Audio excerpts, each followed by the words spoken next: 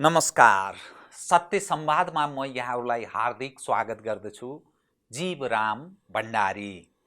आज यहाँहरू सामुन्ने उपस्थित हुनुहुन्छ सागर शमशेर जबरा।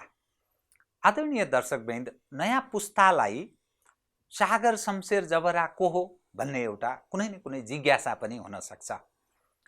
सिंहदरबार एउटा पुस्तक उहाँले प्रकाशित गर्नुभएको छ। उहाँको परिवारजनले चन्द्र शमशेर, उहाँका पूर्वज, सिंहदरबार जसले बनाउनु भयो। सिंहदरबार यतिखेर मुलुकको प्रशासनिक र राजनीतिक संयन्त्रको एउटा केन्द्रबिन्दुमा छ। चन्द्र शमशेरले के सोचेर सायद बनाउनु भएको थियो होला, तर त्यो अहिलेसम्म पनि भलै त्यसको अलि अप्ठ्यारो अवस्था यसकारण कि सिंहदरबार जुन समयमा बन्यो त्यो जीर्ण छ, तर पनि त्यो केन्द्रमा छ। यसकारण केन्द्रमा छ, आकर्षणको केन्द्रबिन्दु छ। सिंहदरबार सबैले कब्जा जमाउन चाहन्छन्, त्यहाँ राज गर्न चाहन्छन्। सागर शमशेर जबरा बबर शमशेर अर्थात् जो बबर महल छ, बबर शमशेर जबराको नाति हुनुहुन्छ। मृगेन्द्र शमशेर जबराको छोरा। उहाँको 3-4 पुस्ताको कुरा गर्दा उहाँको दाई भरत शमशेर जबरा, जगदीश शमशेर जबरा, आदित्य शमशेर जबरा, जयप्रकाश शमशेर अनि कान्छो सागर शमशेर। उहाँको छोरा उदय शमशेर, उहाँ राजनीतिमा पनि सक्रिय हुनुहुन्छ, नेपाली काङ्ग्रेससँग आबद्ध हुनुहुन्छ। उहाँसँग आज म सागर शमशेर जबरासँग इतिहासको त्यो पाटो, 7 साल अघिको अवस्था, 7 साल पछिको अवस्था, 77 सालमा पदार्पण गर्दाको नेपालको राजनीति। सागर शमशेर जबरा नेपाली काङ्ग्रेसमा निकै समयदेखि क्रियाशील रहनुभयो, लामो समयदेखि। मैले उहाँलाई अलिअलि बुझ्ने प्रयास गरेको छु। किशुनजीसँगको, गणेशमानजीसँगको उहाँको सहयात्रा, सँगैसँगै हिँडेको, राजनीतिमा काङ्ग्रेसमा लागि परेर सहकार्य गरेको त्यो मेरो मनमा अझै पनि म सम्झिरहेको छु। उहाँसँग आज म समसामयिक विषयलाई केन्द्रमा राखेर केही सूचनामूलक दर्शकवृन्दलाई र केही विश्लेषणात्मक पनि कुराकानी गर्नेछु। सर्वप्रथम म उहाँलाई स्वागत गर्दछु। स्वागत छ यहाँलाई। म अब यो सत्य संवाद मार्फत, सत्य संवादको अर्थ सत्यको निकट पुग्ने गरेर म यहाँसँग संवादलाई थप अगाडि बढाउँछु। यहाँ आफूलाई काङ्ग्रेस नै भन्न रुचाउनुहुन्छ होला, हैन? किनभने छोरा नेपाली काङ्ग्रेसमा क्रियाशील हुनुहुन्छ, यहाँले पनि नेपाली काङ्ग्रेसमा योगदान गर्नुभयो, निरन्तर सायद चन्दा सहयोग पनि गर्नुभयो। जुन बेला काङ्ग्रेस प्रतिबन्धित थियो, यहाँहरूको पारिवारिक पृष्ठभूमि, त्यो एउटा लिगेसी, बडा एउटा गौरवपूर्ण गाथा छ राणाहरूको। काङ्ग्रेसमा तपाईँ लाग्नुभयो, तर इतिहासले के देखाउँछ भने नेपाली काङ्ग्रेस राणा शासन उन्मूलनमा उनीहरूको अहम भूमिका रह्यो। किन काङ्ग्रेसमा लाग्नुभयो? मैले यहीँबाट सुरु गरेँ। कृपा। हाम्रो परिवारमा अलिकति प्रजातान्त्रिक अवधारणा हाम्रो बुवादेखि थियो। बुवाले यहाँ शिक्षाको स्तर, बुवा 30 वर्षसम्म Mrigendra Shamsher director of education भनौँ, त्यो मन्त्री सरह हुनुहुन्थ्यो। उहाँले शिक्षाको स्तर यहाँ बढाउनेमा धेरै सहयोग गर्नुभयो आफैले धेरै। तर शिक्षा विस्तार गर्नेमा चाहिँ राणा शासनको अत्यन्त ठुलो कब्जाबाट चाहिँ उहाँ निस्किनु सक्नु भएन, तर उहाँले कोसिस गर्नुभयो। र उहाँले शिक्षामा हाम्रो 5 जना दाजुभाइ र 2 जना दिदीबहिनी सबैलाई उच्च शिक्षा दिने सकेसम्म त्यो परिस्थितिमा राणाहरूले पनि उच्च शिक्षामा जाने त्यति अवसर पाएका थिएनन्, खास गरी महिलाहरूले, छोरीहरूले। तर उहाँले हर प्रयास गर्नुभयो र हामीहरू सबै एउटा शिक्षित वातावरणबाट हुर्केर आयौँ। त्यही कारणले पनि अलिकति प्रजातान्त्रिक भावना थियो। तर अब जुन बेला 7 साल आयो, त्यो बेलामा हामी त सबै रुलिङ राणाकै सन्तान थियौँ। निश्चित रूपमा राणाहरूप्रति थियौँ। भरत शमशेर मन्त्री हुनुहुन्थ्यो त्यो बेला राणाको समयमा, तर त्योभन्दा अगाडि पनि उहाँले चिठी लेख्नु भएको थियो बिपीलाई। बिपी कोइराला यहाँको दाइ भरत शमशेर जसले गोर्खा परिषद पछि खोल्नु, गोर्खा परिषद खोल्नुभयो, पछि नेपाली काङ्ग्रेसको ठुलो नेता बन्नुभयो। त्यो पनि एउटा कारण हो, त्यो पनि एउटा मुख्य कारण हो। सायद उहाँ नलाग्नु भएको भए हामी लाग्थ्यौँ वा लाग्दैन थियो, त्यो त्यो हिँड्दै कुरा, सायद लाग्थ्यौँ होला। तर राजनीतिमा यसरी लाग्थ्यौँ कि लाग्दैन थियौँ। गोर्खा परिषद नभएको भए हामी राजनीतिमा यसरी परिवारै संलग्न हुन्थेन, त्यो अर्कै कुरा हो। तर भयौँ यही कारणहरूले भयो। राणाहरूको त्यो एउटा गौरव गाथा पनि छ। जङ्गबहादुर राणाले जब शासन प्रारम्भ गर्नुभयो, उहाँले जसरी राज्यमा एक ढङ्गले गौरव गाथा यस कारण छ कि जङ्गबहादुरले गरेको कामहरू मानिस अहिले पनि सम्झन्छन्। तर पछिल्लो समयमा जसरी पूजा अर्चना प्रारम्भ गर्दा श्री गणेशाय नमः नभनिकन प्रारम्भ हुँदैन, राणाहरूलाई गाली नगरिकन कुनै भाषण लेख रचना प्रारम्भ हुँदैन नेपालको सन्दर्भमा। त्यो कता कता तपाईहरूको मनमा यसो मुटु चसक्क दुख्छ कि, अथवा त्यो 104 वर्षको राणा शासनको मूल्याङ्कन गर्दा जहानिया त्यो अलिकति छुचो ढङ्गले पनि नेपाली समाजमा त्यो प्रस्तुत हुने त्यस्तो चलन पनि छ। कस्तो महसुस हुन्छ एज अ तपाईँ एउटा चन्द्र शमशेरको खलक, तपाईँको पूर्वजले निर्माण गरेको त्यो सिंहदरबार तपाईँका सामुन्ने ठिङ्ग उभिएको छ, जीर्ण अवस्थामा छ। अब यसलाई अन्यथा नठानियोस्, बाघको छालामा स्यालको रजाइ भन्छ नि, एज अ तपाईँको ठाउँबाट हेर्दा त्यो त्यस्तो देखा पर्छ। तपाईँका पूर्वजले निर्माण गरेका विभिन्न महलहरू छन्, विभिन्न दरबारहरू छन्, त्यहाँ अहिले प्रशासनिक केन्द्र भएको छ। त्यहाँका मात्रै छैन, धेरै ठाउँका अधिकांश हाम्रा सरकारी संयन्त्रहरू बस्ने त्यस्तो अफिस त्यसरी देखा पर्छ। कस्तो लाग्छ तपाईँ आफै स्वयंलाई चाहिँ? यो के भने अलिकति त्यो अन्डरस्ट्यान्डेबल छ। पिपलले त्यो बेलाको जेनेरेसनले वा त्यसको हाम्रो जेनेरेसनले भनौँ न, साधारण नन राणाहरूले राणा शासनलाई त्यो किसिमले हेर्ने, राणा शासनलाई त्यो किसिमले तपाईँले भन्नुभएको जस्तो घोचेर हेर्ने, घोचेर व्यवहार गर्ने त्यो भएको हो। र त्यसमा हामीले अलिकति ब्रड दृष्टिकोणले हेर्ने हो भने त्यो बुझ्नु पनि पर्यो किन भयो भनेर। त्यसका कतिपय कारणहरू छन्, त्यो अब लामो इतिहासले देखाएको छ। जस राणा शासन सबै राम्रो भएको त हुँदै होइन, तर सबै नराम्रो भएको पनि होइन। त्यस्तो गौरव कुनै त्यस्तो यहाँलाई राणाहरूले यो चाहिँ एउटा गौरवपूर्ण काम गरे भन्ने जस्तो कुन चाहिँ लाग्छ? 2-3टा छ। पहिलो त जङ्गबहादुरले जो मुलुकी ऐन ल्याए, त्यो बेला त्यस किसिमले मुलुकी ऐन ल्याउनु, त्यो ऐन अहिलेसम्म अधिकांश अंश त्यसको लागु नै छ। 1910 को मुलुकी ऐन भनेपछि यति त्यो गौरवमय कुरा हो। पहिलो पालि रुल अफ ल लागु भयो, कानुनी शासन त्यहाँ लागु भयो। त्यो कानुन अन्यायपूर्ण हुन सक्छ, थियो पनि। अहिलेको समाजको दृष्टिकोणले हेर्ने हो भने त्यो अन्यायपूर्ण थियो। तल्लो जातिलाई, सोकल्ड तल्लो जातिलाई छुवाछुत इत्यादि कायमै गरियो, तर त्यसको कम गर्ने पनि कोसिस गरिएको छ। त्यो राम्ररी हामीले हेर्ने हो भने त्यस्तो डकुमेन्ट त्यो मान्छेले कसरी ल्यायो? त्यो त साधारण सिपाही जस्तो थियो अरे। राणाहरूलाई पहिले कुँवर भन्थे। कुँवर सुबेदारको सायद भूमिकामा जङ्गबहादुर निर्वाह गर्नुहुन्थ्यो। त्यो त्यस्तो मान्छेले त्यहाँ पुगेर यो कसरी ल्याए? बेलायत पुगे, बेलायतमा सबै ओहो बेलायत के रहेछ भनेर बुझेर अनि त्यहाँबाट बेलायतसँग कस्तो हाम्रो नेपालको सम्बन्ध हुनुपर्छ भन्ने बुझ्न गएका हुन्।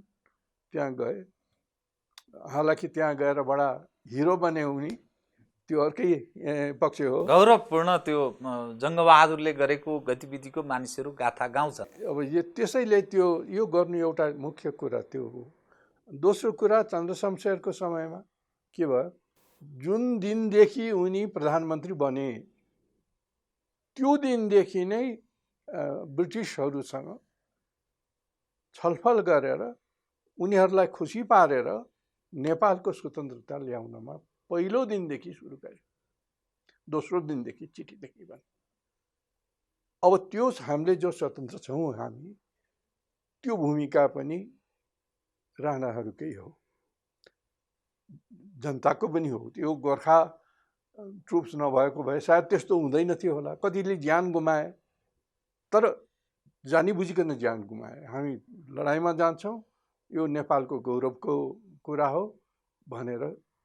तर त्यसको सञ्चालक लिडर त चन्द्रशमशेर प्रधानमन्त्री नै थिए। त्यसको पनि त्यसको दुईटा मुख्य कुरा। तेस्रो चाहिँ जुद्ध शमशेरले गएर इन्डस्ट्रियल रेभोल्युसन स्थापना गरे। त्यो बेलामा विराटनगर त्यो एरियामा, इस्टर्न तराईमा जो 10-12वटा उद्योगहरू एकैपल्ट 10-12 महिनाको अन्तरमा, 1-1.5 वर्षको अन्तरमा 10-12वटा त्यस्तो यहाँको र मटेरियललाई प्रयोग हुन सक्ने गरेर त्यस्तो खोले। यी सबै कुरा, यो तीनटा कुरा चाहिँ मलाई मुख्य उनीहरूको प्लस पोइन्ट देखेको छु। अब यो राणा शासनको कुरा गर्दा चन्द्रशमशेरको एक खाले मानिसहरू उहाँले गरेको राम्रा कामहरूको वर्णन गर्छन्।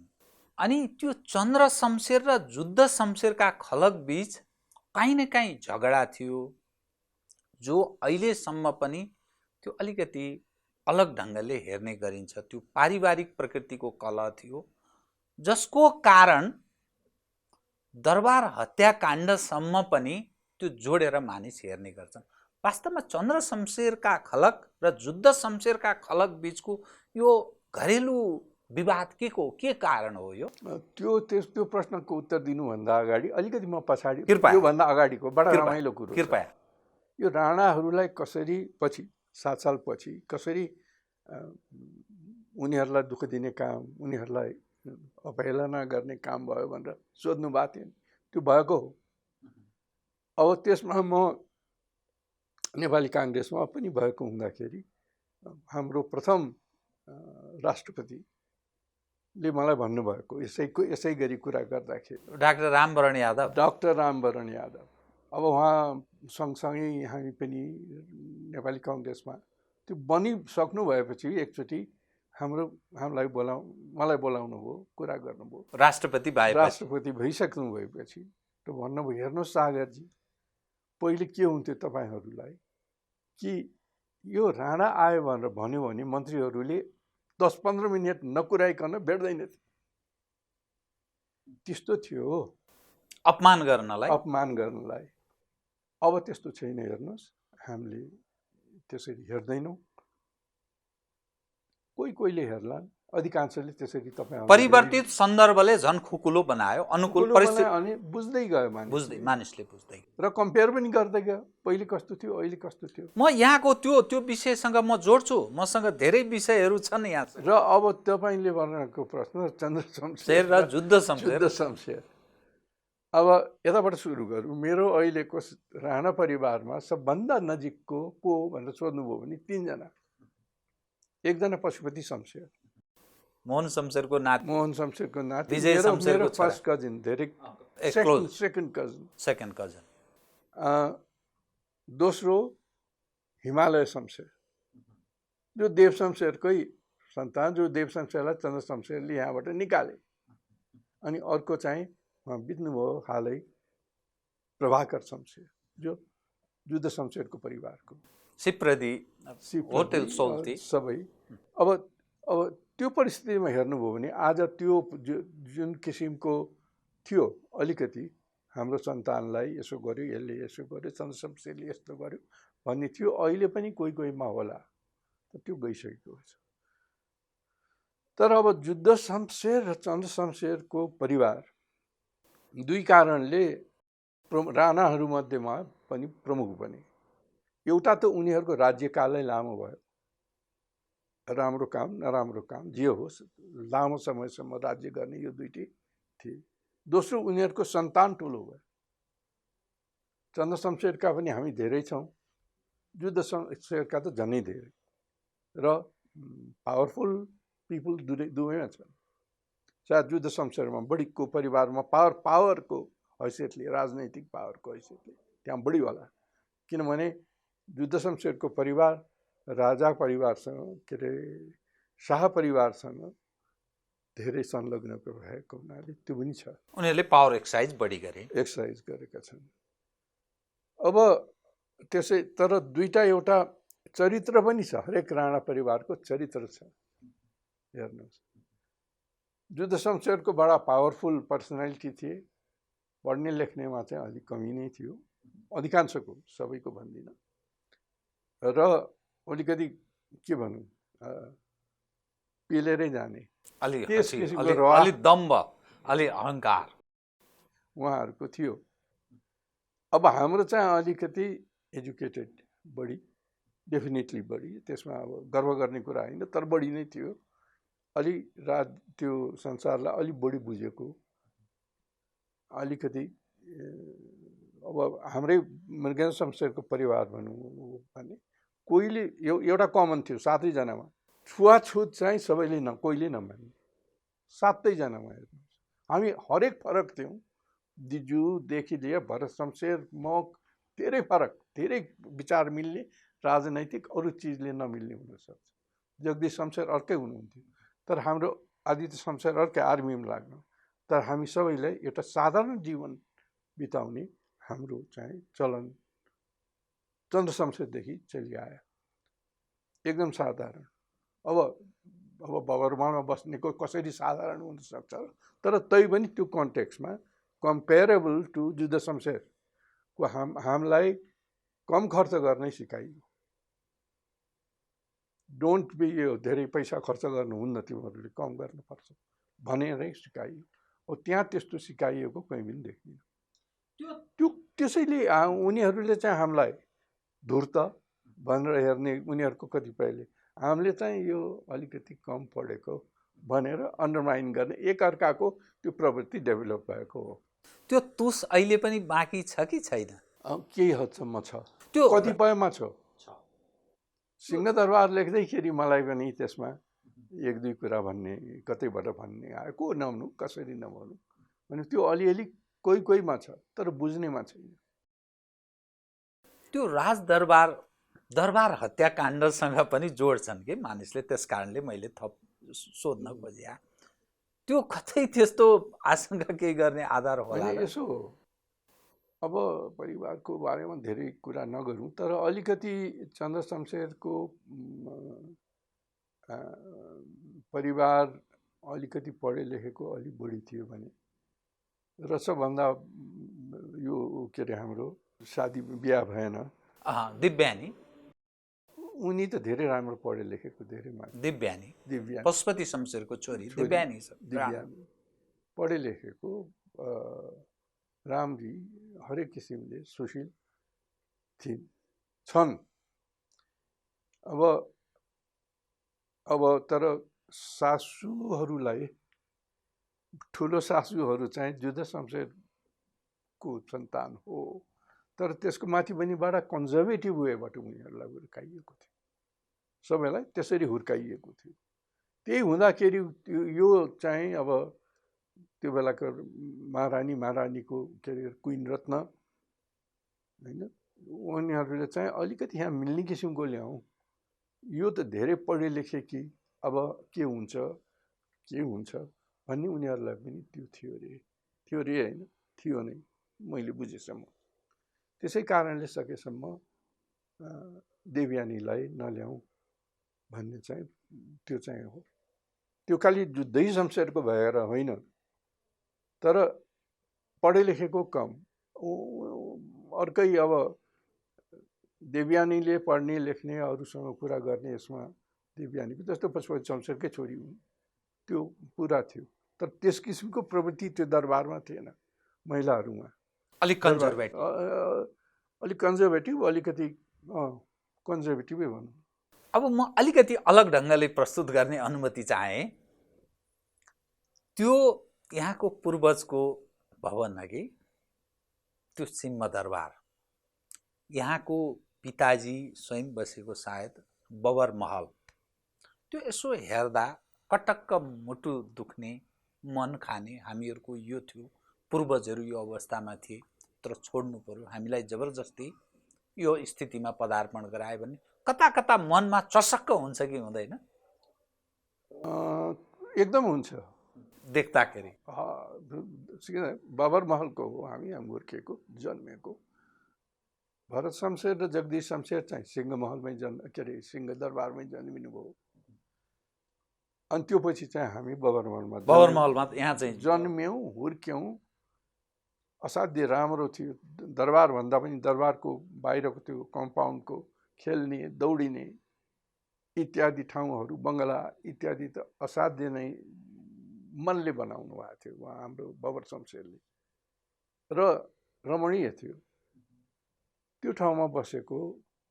अब त्यसबाट हटाउँदाखेरि जसलाई पनि हुन्छ त अननेचुरल हो, त्यसमा फिल नगर्नु त अननेचुरल हो, नेचुरली फिल हुन्छ। तर त्योभन्दा पनि बढी त्यो फिलिङ बढी छ, किनभने 6वटा दरबार लियो त्यो बेलामा। 36 दरबार त्यस्तै, त्योभन्दा अलि सानो ठुलो थिए अरे। 36वटा थिए अरे दरबार। अब बबरमहल अलि ठुलो थियो, अरू अलि सानो, अरू सिंहमहल झन् ठुलो थियो इत्यादि होला। सानो ठुलो बबरमहल ठुलो मध्ये पर्थ्यो, तर सानो ठुलो गरेर 36वटा भन्छन्। अब त्यो 36वटामा 6वटालाई लियो किन त? कसले? राजाले। अब त्यसमध्ये 3टा त चन्द्र शमशेरकै परिवार पर्यो, मोहन शमशेरको, बबर शमशेरको र यो शङ्कर शमशेरको, यो पुल्चोकको 3टा। एउटा सीता महारानीको पर्यो, उहाँ एक्लै बस्नुहुन्थ्यो त्यो घरमा, त्यो दरबारमा, त्यो पर्यो। र अर्को चाहिँ सुवर्ण शमशेर र महावीर शमशेर, यो काङ्ग्रेसमा लागे। यो चुनिकन 6वटा चाहिँ लिने। तर उस्तै किसिमको परिवार, जुद्ध शमशेरकै महाराजको, जुद्ध शमशेर परिवारको जो बिहा भएको थियो राजदरबारसँग, त्यसको चाहिँ एउटा पनि लिइएन। त्यो चाहिँ बढी छुन्छ के। पूर्वाग्रहले काम 36वटा लिइदिएको भए हामी के भन्नु? एउटा हामीहरूले के अरे राणाहरूले शासन गर्दाखेरि सबै नै पैसा नेपालकै प्रधानमन्त्रीले आफ्नै कब्जामा लिएर राष्ट्रलाई यति मलाई यति भनेर राख्थे। अब सब 36वटा लियो भन्ने एउटा हुन्थ्यो। तर 6वटा जब लियो त्यो चाहिँ रङ, पूर्वाग्रहले गरिएको हो भन्ने प्रश्न हुन्छ। 36वटा दरबार थियो त्यसबेला। 36वटामा 6वटा लियो र 6वटाको मैले वर्णन गर्ने। यहाँले आफै चस्मदिद हुनुहुन्छ।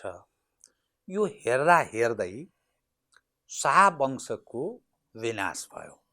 तपाईहरूमाथि पूर्वाग्रह राखेको 104 वर्ष तपाईहरूले शासन गर्नुभयो, जुन बेला पृथ्वीनारायण शाहले एकीकरण पश्चात शाहहरूमाथि तपाईहरूले कब्जा जमाउनुभयो। अनि फेरि 104 वर्ष पश्चात फेरि शाहहरूले तपाईहरूमाथि, तपाईँको भाषामा भन्दा काहीँ न काहीँ पूर्वाग्रहवश 36वटा नलिएर 6वटा मात्रै गर्नुको अर्थ पूर्वाग्रहवश हामीमाथि अन्याय गरे। तपाईँले देख्दा देख्दै शाह वंशको त्यो पाखा लाग्यो।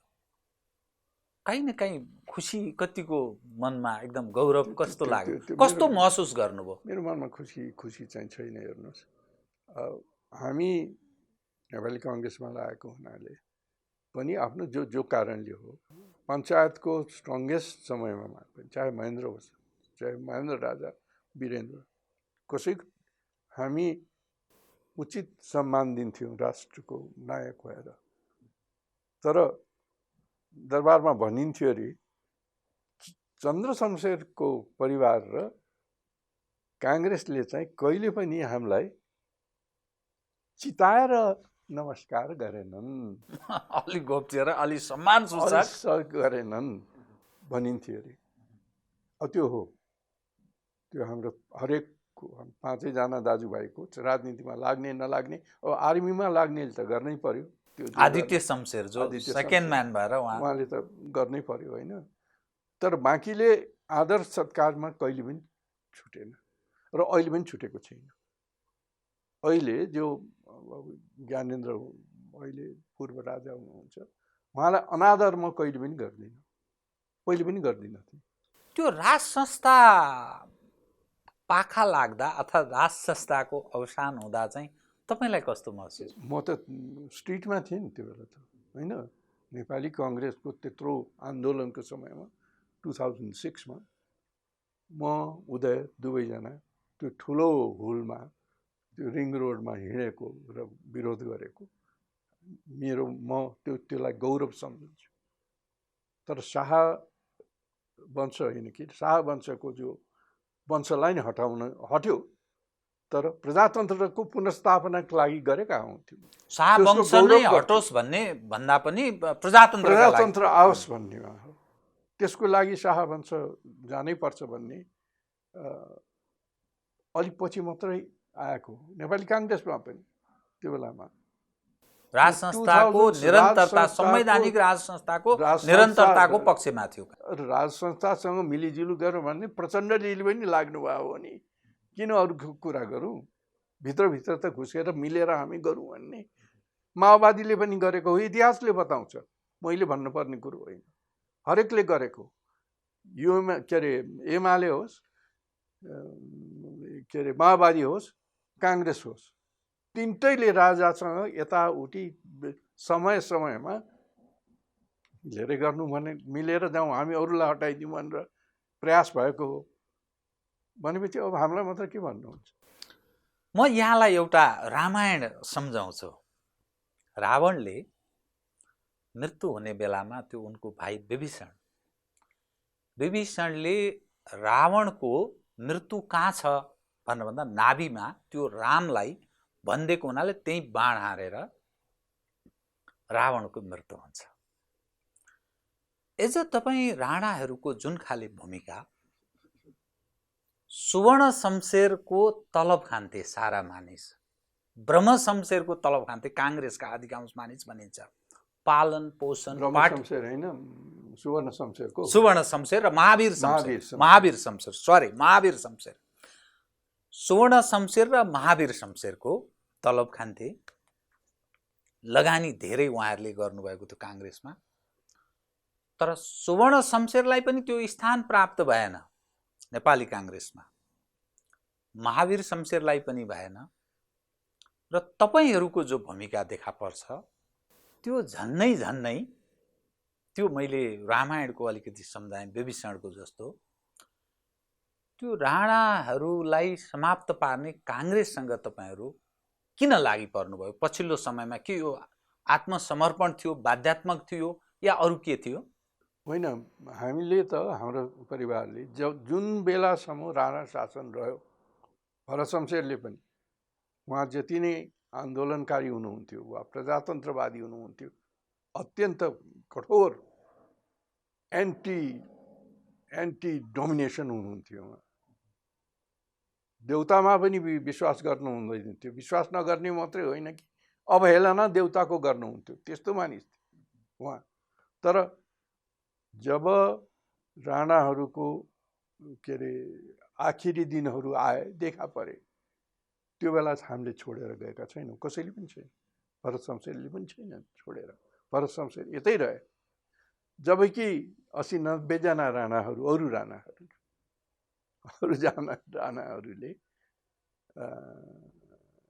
राणा शासनकै अवसानको लागि त्यही बेलामा मोहन शमशेरकै प्रधानमन्त्री भएको बेलामा, एकल प्रधानमन्त्री हुनुभएको बेलामा उसको विरोध गरेर दिल्लीमा 90 जना जतिको बिन्ती पत्र परे। अब झिकिनुहोस्, दिल्लीमा त्यसमध्ये कतिजना पहिलेदेखि काङ्ग्रेसमा, जस्तो हिमालय शमशेर पहिलेदेखि लागेका, तर धेरै जसो त्यसमा त्यो पछि गएर अब यो राज्य गयो, अब हामी यसलाई छोडिदिउँ भन्ने किसिमको विभीषणपन भएको त्यो होइन। रावणले मर्ने बेलामा भन्छन् नि, मैले सबै देखेको थिएँ, देशघाती राष्ट्रघातीहरू पनि देखेको थिएँ, तर कुलघाती देखेको थिइनँ, त्यो पनि देख्नु पर्यो। विभीषणलाई हेरेर त्यो भनेको कुरा म त्यो रामायणको झलझल मैले सम्झेँ। त्यो किन गरे? त्यो इतिहासमा त्यो पक्ष कस्तो लाग्छ तपाईँलाई, र तपाईँलाई आफैलाई महसुस चाहिँ कस्तो भयो? मैले होइन, काङ्ग्रेसै पक्षको नेताहरूले लेखेको वा लेखकहरूले लेखेका छन्। त्यो बेला चाहिँ यस्तो गर्न नहुने, सबै राणा शासनको सबै त्यसको देनहरू चाहिँ लिने, तर त्यो जाने बेलामा त्यसरी छोडेर जान नहुने भनेर भनेका छन्। कति 80-90 जना जति थिए, त्यसमध्येमा कतिले चाहिँ प्रजातन्त्रकै विचारले गए होला, र अरूले चाहिँ यो ओह्रालो लागेको मृगपट्टि नलाग्नु भन्ने दृष्टिकोणले गएको कति थियो। अब सबैको म भन्दिनँ, त्यसरी भएको हो। अब त्यो विभीषणसँग कम्पेयर चाहिँ त्यो अर्कै कुरा, तर त्यसमा त्यसरी गएको हो। र मोहन शमशेरसँग हाम्रो जगदीश शमशेर दाईको एकल कुरा हुँदाखेरि बङ्गलोरमा गएर भेट्दाखेरि मोहन शमशेरले उहाँले के भन्नुभयो अरे, अब हेर आफ्नै मानिसहरूले मेरो विरोधमा गएपछि म राज्य कसरी थाम्नु भन्ने उहाँले भन्नुभयो अरे। भाइ फुटे गवार लुटे, त्यही भन्नुभयो अरे। त्यही उहाँको त्यही शब्द, म कसरी गरौँ भनेर भन्नुभयो अरे त्यो। तर राणाहरूलाई यो परिवर्तन पश्चात तपाईँहरूको, मैले सुवर्ण शमशेरको नाम लिएँ, महावीर शमशेरको नाम लिएँ, उहाँहरूको धेरै ठुलो लगानी रह्यो काङ्ग्रेसमा।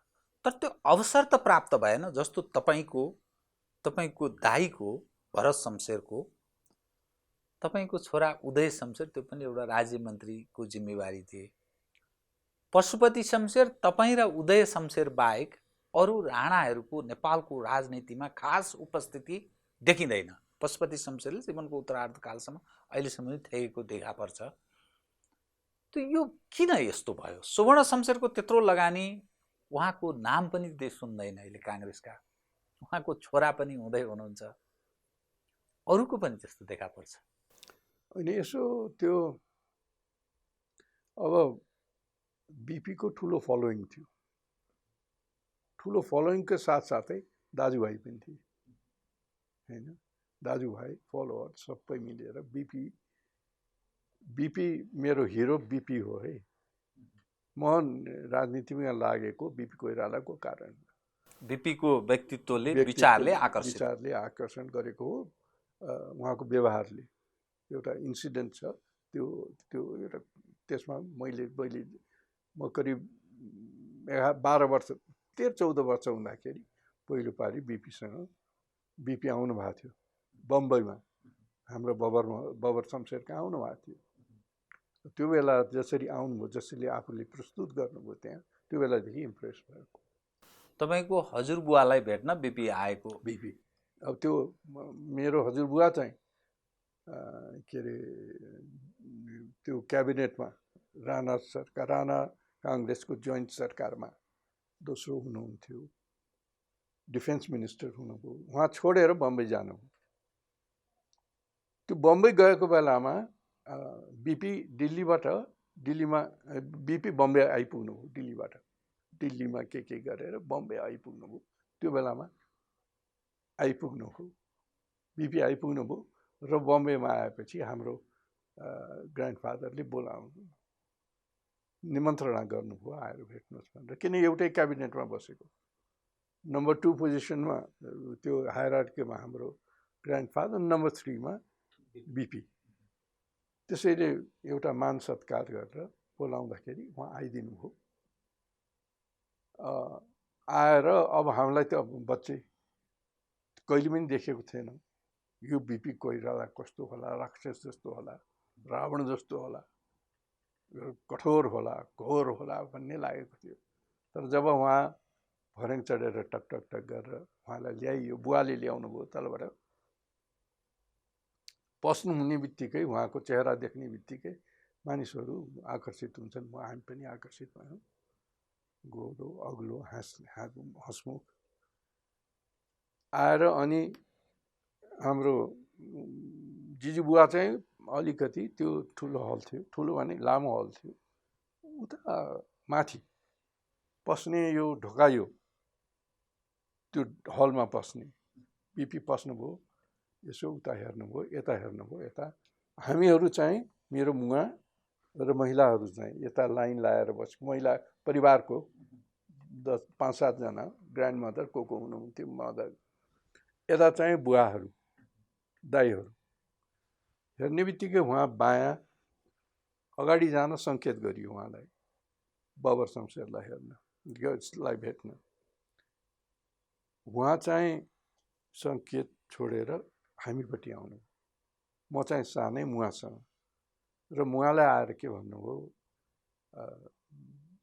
रानी साहब भन्नुभयो कि के भन्नुभयो तर त्यस बेला रानी साहब नै भन्ने चलन अहिले पनि त्यो भन्नुभयो होला बा भन्नुभयो जे भन्नुभयो त्यो याद छैन मैले रानी साहबै होला जे होस् अब त्यो बेलाको उहाँको तपाईँको छोरालाई मैले थुनेर राख्नु परेको छ काठमाडौँमा भरत शमशेर जेलमा राख्नु परेको छ यो राजनीति हो हेर्नुहोस् म पनि पढ्छु उहाँ पनि अहिले हुनुहुन्छ तर म भएसम्म उहाँलाई दुःख दिने प्रवृत्ति मेरो हुँदैन उहाँको मुख चाहिँ अलिकति हँसिलो भयो उहाँ चाहिँ त्यति भनेर अनि बाबर शमशेरपट्टि लाग्यो त्यो बेलादेखि उहाँको अनि त्यो प्रमिस पुरा पनि गर्नुभयो उहाँले पछि गएर जब प्रधानमन्त्रीको पद छोड्नुभयो भरत शमशेर लगायत अरू नेताहरूलाई पनि उहाँले छोडेर जानुभयो त्योदेखि म इम्प्रेस भएँ पछि त अब पढ्ने लेख्ने हरेक चिजमा बोल्ने अब बिपीको कम्पेरेबल चाहिँ अरू नेता भएको छैन चाहे कङ्ग्रेसमा होस् चाहे अरू कहीँ मलाई त्यो लाग्छ स्वदेश कुन बेला फर्कनुभयो तपाईँहरू नेपाल म त 7 साल पछि म डेली कलेज इन्दौर भन्ने ठाउँमा गएर पढेँ त्यो पछि 2-3 वर्ष बेलायतमा एउटा लेटन पार्क स्कुल भन्नेमा पढेँ त्यो पछि अक्सफोर्ड गएर 3 वर्ष त्यहाँ भयो अक्सफोर्डमा ल पढेको मैले त्यो पछि 1960 2-3 वर्ष दिल्लीमा प्र्याक्टिस पनि गरेँ ल प्र्याक्टिस त्यो पछि फर्केर 1964 तिर आएको हुँ जुन अवस्थामा अब म अलिकति विषयलाई फेरि अलिकति मोड्छु यहाँको ध्यान जुन अवस्थामा नेपालको राजनीति पदार्पण गरेको छ तपाईँ काङ्ग्रेससँग आबद्ध हुनुहुन्छ छोरा क्रियाशील हुनुहुन्छ तपाईको सफ्ट कर्नर स्वभावले काङ्ग्रेस हुने नै भयो किनभने हिजैदेखि लाग्नुभयो राणाहरूलाई त्यो स्थान मैले सोधेको एउटा जवाफ अहिले पनि यहाँले दिनुभएको छैन सुवर्ण शमशेरको त्यत्रो लगानी सुवर्ण शमशेरको लगानी नहुँदो हो त सायद काङ्ग्रेसको रूपमा रहन सक्दैन तर त्यो राणाहरूलाई त्यो स्थान प्राप्त भएन तर पनि तपाईँ काङ्ग्रेसमै हुनुहुन्छ यो स्थितिलाई तपाईँले कसरी मूल्याङ्कन गर्नुहुन्छ अनि म राजनीतिमा प्रवेश गर्छु कृपया अनि यो सुवर्ण शमशेरज्यूको देनको बारेमा मेरो सिंहदरबार किताबमा पुरा लेखिएको छ सुवर्ण शमशेरसँग मेरो सम्बन्ध माने भेटघाट बहुतै कम थियो उहाँ कलकत्ता म एक दुई चोटि मात्र भेटघाट भएको छ उहाँ यहाँ आउनुभएको बेलामा जबकि बिपीसँग गणेश मानजीसँग किशनजीसँग चाहिँ आत्मीयता थियो सँगै कृष्णजीसँग त बहुतै धेरै मेरो सम्बन्ध थियो तपाईँ त्यो हिँडेको मलाई याद छ म सानो बच्चो हुँदै मैले ख्याल गरेको छु भनेपछि अब त्यो थियो तर सुवर्ण शमशेरको दिनको बारेमा चाहिँ मैले त्यो किताबमा उहाँको हामीले कसरी बिर्स्यौँ नेपाली काङ्ग्रेसले भनेर लेखेको छु कसरी बिर्स्यो होइन कि उहाँको पैसा मात्रै दिएको त होइन नि उहाँले पैसा मात्रै अब बस्न खानलाई उहाँले सबै प्रबन्ध गर्नुभएको थियो उहाँको योगदानलाई गौण बनाउने प्रयास भयो कुनै हदमा प्रयास भयो होला तर उहाँको र दोस्रो मुक्ति सेना खडा गर्ने पनि उहाँ यो दुईटा चिज नभएको भए त बहुत गाह्रो पर्थ्यो काङ्ग्रेसलाई आउन यहाँले भन्नुभयो ठिक भन्नुभयो तर त्यसलाई इतिहासकारले पनि अरूहरूले राम्रोसँग त्यसलाई प्रोजेक्ट गरेनन् सुवर्ण शमशेरलाई प्रधानमन्त्री दिएन पार्टीको सभापति दिएन त्यसको पछाडिका पक्षहरू त त्यो पार्टीभित्रको द्वन्द्वको विषय मानिस कुरा गर्छन् अहिले होइन त्यो त अब राजनीतिमा उहाँ पनि बन्न चाहनु भएन बिपीलाई ठुलो सम्मान गर्नुहुन्थ्यो उहाँ। बिपीले चाहिँ अब राजाले इन्डियाले त उहाँलाई अघि सारेको हो नि, सुवर्ण शमशेर सुवर्ण शमशेरलाई अघि सारेको हो। राजाले त बिपीलाई, राजाले वा इन्डियाले पनि इतिहासमा यसो केलाएर हेर्दाखेरि बिपीलाई रुचाएको थिएन। तर किन रुचाएको थिएन? किन he was a powerful personality, त्यसैले नरुचाएको हो। नलेजेबल पर्सनालिटी, पावरफुल पर्सनालिटी एकदम। उहाँलाई देख्ने बित्तिकै अरूहरू झुक्ने त होइन, मान्थे। गणेश मानजीले पनि पहिलो भेटमै यो पो त मेरो नेता। गणेश मान यहाँ हिरो त्यो बेलाको, यो के अरे जेलबाट निस्किएर कलकत्ता पुग्नु भएको हिरो त्यो बेलाको। तर पहिलो पालि भेट्दै यो चाहिँ मेरो नेता हो। त्यस्ता नेताहरूले हाँकेको नेपाली काङ्ग्रेस, बिपी कोइराला, सुवर्ण शमशेर, गणेश मानजी, किशुनजी जस्ता मानिसहरूले हाँकेको काङ्ग्रेस अहिलेको तुलना गर्दा कसरी तुलना गर्नुहुन्छ यहाँ? अहिलेको काङ्ग्रेस तुलना नगर्नु नै बेस। मैले पनि प्रतिक्रिया यसो तपाईँ एउटा, मैले यदि भनेपछि अब योभन्दा बढी बोल्नु नै। अहिलेको राजनीति ठिक छ तपाईँ, किनभने एज अ होलमा रिजर्भमै बस्न चाहनुभयो। मैले बढी योभन्दा बढी के भन्ने, तुलनै गर्न सकिन्न भन्नु भने त्योभन्दा बढी मैले के भन्नु? म रिजर्भमा बसेको छु, बस्नुपर्ने कारण पनि छैन।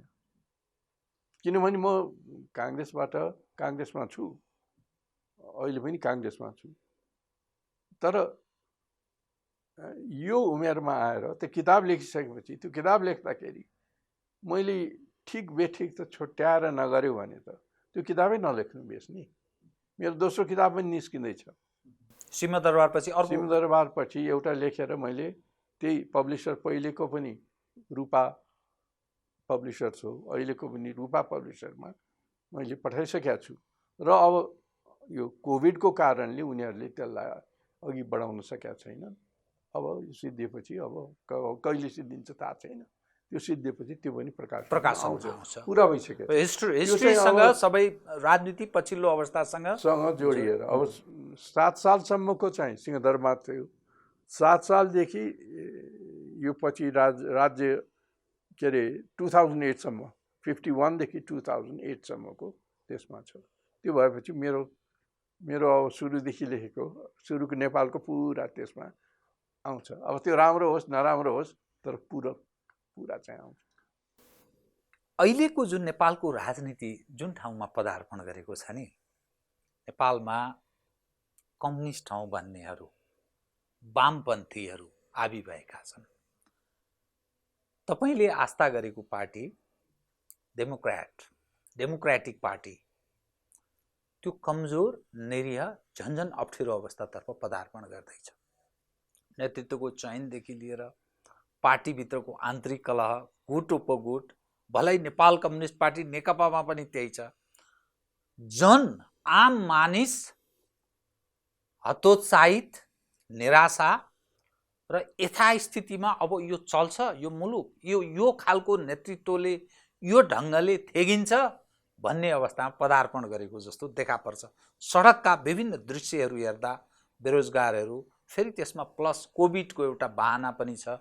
तर कोभिड नभइदिएको भए पनि हुने आखिर यस्तै चरित्र देखा पर्थ्यो। यो अहिलेको राजनीतिक पछिल्लो अवस्थालाई चाहिँ कसरी मूल्याङ्कन गर्नुभएको छ? यहाँको अनुभव सुनौ कृपया। अब अहिलेको त यसमा निराश हुनु त स्वाभाविकै हो। निराशा, तर यो प्रजातन्त्र भन्ने कुरा मर्दैन के। काङ्ग्रेस माथि जाला तल जाला, कहिले यो उच्च स्थानमा पुगेको थियो, उच्चतम स्थानमा पुगेको थियो, अहिले त्यो स्थान छैन। तर जो उच्चतम स्थानमा एमाले वा माओवादी पुगेका थिए, 10,000 मान्छे मरे नि माओवादीको कारणले। के अहिले उनीहरूले भनेको कुरा पुरा भएको छ त? उनीहरूले जो आश्वासन दिए, यो घरमा आएर बस्न सक्छौ तिमीहरू भने, सानो समूहलाई उठाएर हामी लग्छौँ भने, कि आज त्यसै ठाउँमा उनीहरूले गर्व गर्ने ठाउँ छ? एमाले गर्व गर्ने ठाउँ छ? बिल्कुलै छैन। नेपाली काङ्ग्रेस हलुका हुँदै गएको होला, तर उसले मौलिकता नेपाली काङ्ग्रेसले आफ्नो छोडेको छैन, उनीहरूले छोडेका छन्। त्यसैले यो पनि छ, नेपाली काङ्ग्रेस हो अलि निर्दो भएको छ, आफूमा फुट छ, तर प्रजातान्त्रिक व्यवस्थाको चाहिँ व्यवस्थालाई उसले आफ्नो मूल मन्त्र बनाएकै छ, आजसम्म बनाएको छ मूल मन्त्र। अब त्यो मन्त्र कति राम्रो पुगे नराम्रो पुगे त्यो अर्को कुरा हो, तर मूल मन्त्र हाम्रो त्यही छ। बिपीले जुन मान्यता राख्दथे त्यो मान्यताबाट च्युत भयो, काङ्ग्रेस जस्तो भएन, त्यसकारण गणेश मानजी रोएर छोडिदिनु भयो, किशुनजी धुरुक्क रोएर छोडिदिनु भयो र काङ्ग्रेस यो अभिगतमा पदार्पण गर्यो। अब सुध्रने छाँट पनि बडा कमजोर छ। पहिलो, दोस्रो, तेस्रो पुस्ता सबै माथि शङ्का गर्छन् मानिस। यो डेमोक्रेटिक आदर्श चरित्र बोकेको पार्टीका लागि पनि सुहाउने खालको छैन भन्छन्। 1 week is a long time in politics भन्छन्। राजनीतिमा 7 दिन लामो समय हो भन्छन्। त्यसैले समय आउनै दिनुहोस्, प्रजातन्त्रको जित हुन्छ भन्छ। प्रजातन्त्रको त विकल्प छैन, प्रजातन्त्रको, र त्यसलाई प्रतिनिधित्व नेपाली काङ्ग्रेसले भन्दा अरूले गर्ने अहिले परिस्थिति देखिँदैन। यो तस्बिर हेर्दा अहिलेको जो राजनीतिक तस्बिरको म कुरा गरिरहेको छु, सिस्टममाथि पनि कुनै खतरा तपाईँ जस्तो मानिस देख्नुहुन्छ कि के स्थिति छ? यो इतिहास भोलि के हुन्छ भनेर म केही भन्नै नसकिने कुरा हो। मैले भन्न नचाहेको होइन। यो नो वान क्यान से के हुन्छ परिस्थिति। उता चीन छ, यता हिन्दुस्तान छ, बिचमा हामी छौँ। अब अहिलेसम्म त हामी स्वतन्त्र छौँ, भोलि के हुन्छ कसले भन्न सक्नु। तर मेरो विचारमा हाम्रो स्वतन्त्रता पनि रहन्छ। र अब कस्तो किसिमको अहिले पहिले त राजाको विरोध गर्ने एउटा ठाउँ थियो, अहिले कसलाई विरोध गरेर जाने, कसलाई विरोध गर्ने? जनता आफै उठेर कसको विरोधमा जाने, त्यो ठाउँ छैन। बिना मियोको दाई जस्तो भयो जस्तो लाग्दैन? मियो भन्छ नि, त्यो मियो हुन्छ बिचमा, अनि गोरु घुमिरहन्छ, अनि त्यसले दाई गर्छ, धान झार्छ या कोदो झार्छ, त्यो गोरु घुम्छ। तर मियो बिनाको गोरुले त्यो झर्दैन। अहिले अब यहाँले भने चाहिँ कसलाई भन्ने, के गर्ने, मान्छे अन्यलमा छ, नेतृत्वको सवाल उपर पनि प्रश्न। अनि यो त झन् रन्थमोल बडा अप्ठ्यारो अवस्थामा पदार्पण गरेन भने। अब सुन्नुहोस्, अब हामी त धेरै दुःख गरेर, धेरै त्याग गरेर प्रजातन्त्र पक्षमा लागेका हौँ, राजाको विरोध गरेर, जसले गर्दा बबर महल पनि गएको छ। एउटा कारण आजको परिस्थिति हेर्दा कहिले आँसु आउँछ, दुःख लाग्छ। तर नेपालीहरू छन्, नेपाल छ, भोलि त्यो उठ्न सक्छ, भोलि नेतृत्व अर्को आउन सक्छ। के हुन्छ भोलि भनेर हामीले त्यसै अनुमान गर्न अब साँच्ची नै यो बिल्कुलै भत्केर बिग्रेर सुन्ने होला नेपाल भन्ने मलाई लाग्दैन। त्यो चाहिँ लाग्दैन। आइ एम पोजिटिभ, किन नेपाली जो देख्छु म काम गर्ने नेपाली तल्लो त्यो नेताहरू जस्तो मा धेरै very disappointed. But people of नेपालमा चाहिँ हेर्नुहोस्, अप्टिमिस्टिक हुनुहुन्छ तपाईँ एकदम। पिपल अफ नेपालमा अप्टिमिस्टिक छु म। ठिक अन्त्यमा जुन खालको नेतृत्व पङ्क्ति नेपाली समाजमा कब्जा जमाएर बसेको छ, राजनीतिक हिसाबले पार्टीमा उनीहरूको पकड छ, शासन सत्तामा, राजपाटमा, एज अ होलमा न्यून मध्यम वर्ग र मध्यम वर्ग यतिखेर नेपालको राजनीतिमा हावी छ। त्यो एलिट क्लासहरू, अलिक गौड जस्तो तल्लो वर्ग त्यो राजनीतिमा बिचरा उनीहरू निर्णायक भूमिकामा छैनन्। जो 4वटा वर्गको हामी कुरा गर्छौँ, सबभन्दा न्यूनतम त्यो दिनानुदिन कसरी गुजारा गर्ने भन्ने वर्ग त्यो अलिकति त्यो अलिक टाढै छ। त्यो हिजोको राजनीति गर्ने मानिसलाई तपाईँले चिनेको बुझेको शेरबहादुरजी, तपाईँभन्दा अझै जुनियर हुनुहुन्छ, त्यसै गरी खड्ग ओलीजीहरू, उहाँहरूको लाइफस्टाइलमा आएको परिवर्तन र अरू खाली राजनीतिक नेताहरूमा आएको परिवर्तन र दिनदुखी नेपाली जनको जो अवस्था देख्दा नि तपाईँ आफूलाई चाहिँ कस्तो महसुस गर्नुहुन्छ? किनभने जीवनका अनेकौं पक्षहरू छन्, नेताहरूमाथि औँलो ठडाएका छन् मानिसहरूले, जनता झन्झन दुखी भइरहेका छन्। यसकारण बेरोजगारी बढ्दैछ, उद्योग धन्दा व्यापार व्यवसाय चौपट भएको छ। हाम्रो गन्तव्यको बारेमा आम नागरिक पनि बुझ्छन्, नेतृत्व पङ्क्तिले त्यो भन्ने गर्छ, तर त्यो उपलब्धि सुन्नेमा छ। र यसले अप्टिमिस्टिक यहाँले भन्ने शब्द ठिकै भन्नुभयो, तर मानिसमा हेर्दाखेरि त्यो निराशा मात्रै छाउँछ। उपलब्धि शून्य छ भन्ने चाहिँ म मान्दिनँ। तल्लो से तल्लो तहको पनि हेर्नुहोस्, पहिलेको र अहिलेको कम्पेयर गर्नुहोस्, त्यो त अटोमेटिक हुँदै जान्छ। अटोमेटिक होस् वा नहोस्, बिकज अफ द गभर्नेन्स होस् वा इन्स्पाइट अफ द गभर्नेन्स, त्यो भिन्दै कुरा, त्यो बढ्दै गएको छ। उनीहरूले बुझ्ने जान्ने कुराहरू, म जब चुनावमा गएँ, जुन क्षेत्रमा अहिले ललितपुर 1 नम्बरमा गरिबीको हद हो, त्यो डाँडा काटेर जानुहोस्, त्यो बेला के थियो र अहिले के छ। रेमिटेन्सले धेरै चिज अझ सुविधा दियो। रेमिटेन्स नेपाली त हो, संसारको चलनले जेले ल्यायोस्, त्यो किन यसले ल्यायो उसले, त्यसैले अब त्यति उपलब्धि शून्य भन्न मिल्दैन।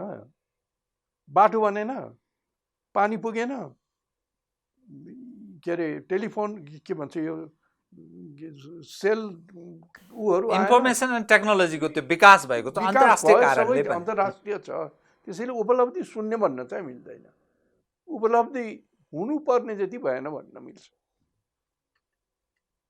अनि यो लाइफस्टाइल, यो दुःखद घटना हो। हेर्नुहोस्, म आफ्नो बडपन गरेको होइन, जब त्यो गरिबी नेपालको हेरेर आएँ, म अन्तर्राष्ट्रिय विभागमा थिएँ नेपाली कङ्ग्रेसको। अरू कारणले म टाइगर टप छ नि, टाइगर टप, त्यसमा डाइरेक्टर पनि थिएँ। त्यो प्यानामको हाम्रो एजेन्सी थियो, त्यसैले म धेरै देश घुम्ने पाएँ। तर विदेश जाँदाखेरि होटलमा पनि 50% डिस्काउन्ट मिल्थ्यो हामीलाई, फर्स्ट क्लास होटलमा पनि। त्यसैमा बस्ने 50% डिस्काउन्टमा त अरूभन्दा बेस हुन्थ्यो। तर म चिया आफ्नो लिएर जान्थेँ, चिया त्यो पोका लिएर जान्थेँ। चियाको तपाईँको त्यहाँ बेलामा $2 $3 पर्थ्यो चिया ल्याएर खुवाउने। चिया खाने बानी थियो मेरो, धेरै नेपालीहरूको जस्तो। म त्यस्तो मेरो जो फादरले दिनुभएको, म जो स्कुलमा गएँ त्यसले के भनेको थियो, त्यस्तो नगर, त्यो पैसाले यहाँ 1 महिना खान्थे नेपालीहरूको। त्यसैले मलाई त्यो पैसा तिर्दिन्थेँ म सकेसम्म। तर त्यो अहिले त्यो प्रवृत्ति देखिँदैन। जति बढी भयो, जति अब स्कचले पुगेन, अब ब्ल्याक लेभलै दिनुपर्ने। अब यो पनि कुनै संस्कृति हो, यो बिग्रेर गएको छ। यो चाहिँ म नेताहरूलाई सबैलाई हात जोडेर भन्छु, यसबाट हट्नुहोस्।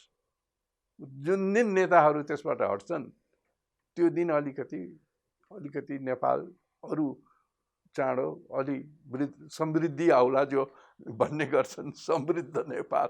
अहिले हेर्नुहोस्, समृद्ध नेपाल ल्याउनलाई आफू मात्रै समृद्ध भएर आउँदैन। आश गरौँ। हस्, धन्यवाद छ यहाँलाई। Thank you.